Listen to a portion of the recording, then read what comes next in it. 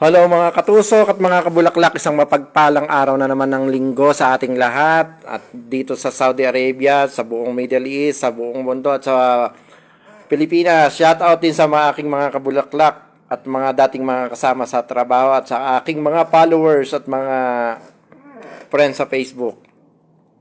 Ito nga, may benamano akong customer na matuos dahil sinabihan ko na kung magkano yung presyo ng ganitong bulaklak.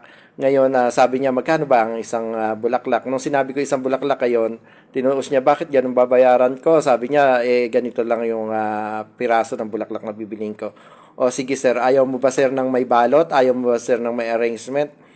Tapos, ginawa ko sa kanya para hindi naman siya ma-open. Sige sir, ito calculator, pakituos mo yung bibilin mong bulaklak. Tapos sabi niya may pambalot. O sige, by retail price ko, binigay sa kanya yung presyo ng pambalot ko, ilan yung magagamit ko.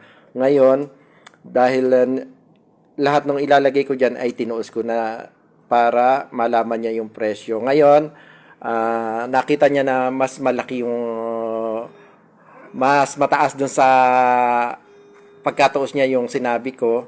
Ngayon, tumahimik na lang siya. Kaya nagbayad siya kung magkano yung pagkakatuos niya. Kaangkala kasi ng customer, minsan ay niloloko sila or dinadaya. Ngayon, napamahal pa siya dahil sa halip na yung ilalagay kong ibang materialis ay hindi ko na tinutuos. Parang free na lang. Ngayon, ultimo, ribbon na lang yata yung naging free dyan. May mga customer kasi minsan na ganyan na nagdadadakdak na agad na kala mo ang laki ng nahagad sa kanila, ang laki ng naging presyo.